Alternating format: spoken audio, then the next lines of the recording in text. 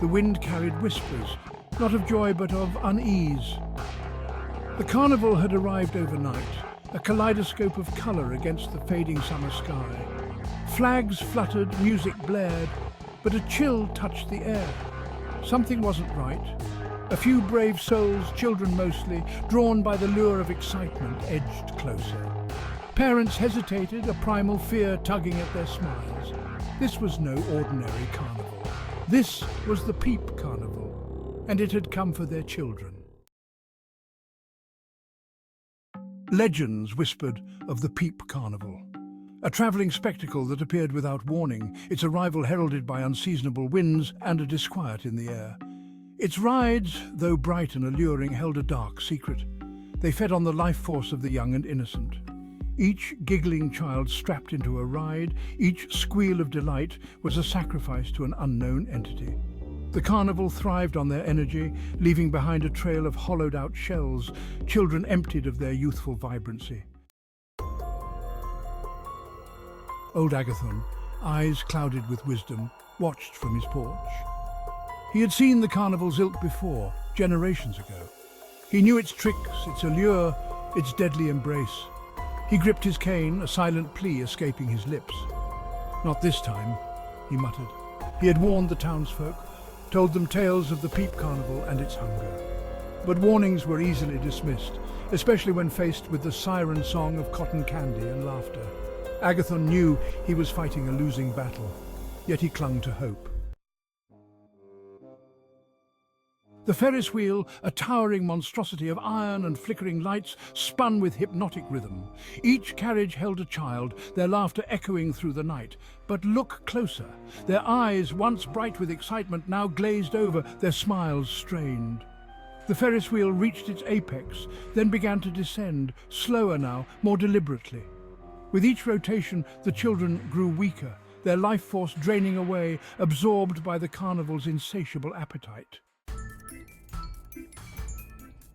Section 5. Whispers ignored, danger invited. The music played on, a discordant melody that grated on the nerves. Still, the children flocked to the Peep Carnival, enticed by its illusions. Their parents, blinded by the carnival's magic, remained oblivious to the danger lurking beneath the surface. Each game won, each prize claimed, came at a price.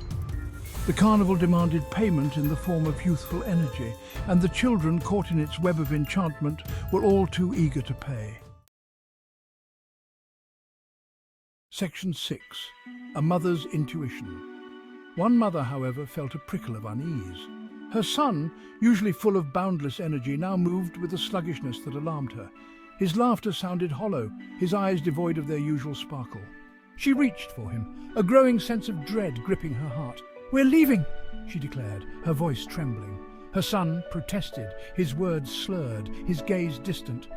But the mother stood firm, her maternal instincts screaming at her to flee. Section 7. The Tesla Ray. Agathon watched, his heart sinking as child after child succumbed to the carnival's allure. He knew time was running out. He retreated to his workshop, a haven of forgotten knowledge and strange contraptions. There, hidden amongst the blueprints and tools, lay his last hope. A Tesla ray, capable of disrupting the carnival's energy field. It was a long shot, but it was all he had left. Section 8. No more escape. The carnival's grip tightened. The rides spun faster. The lights pulsed with an unnatural intensity.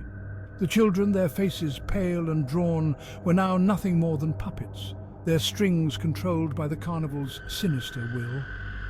Agathon emerged from his house, the Tesla ray humming in his hand. He aimed it at the heart of the carnival, at the source of its power. A blinding flash of light split the night sky, followed by an ear-splitting crack. Section 9. A town relieved.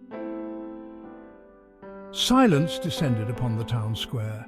The music stopped, the lights flickered and died. The carnival rides ground to a halt, their gears groaning in protest. The children, released from their trance-like state, stumbled out, confused and disoriented.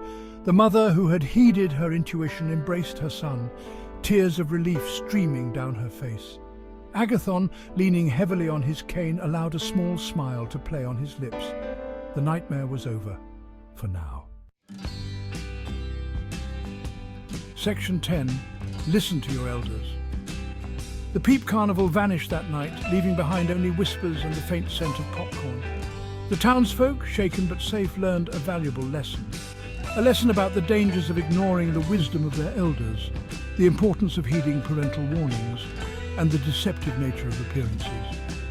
The carnival might return, Agathon warned, for such evil never truly dies. But they would be ready. They would remember the Peep Carnival and the importance of listening to those who sought to protect them. For in a world filled with wonder and danger, sometimes the greatest adventure is simply staying safe.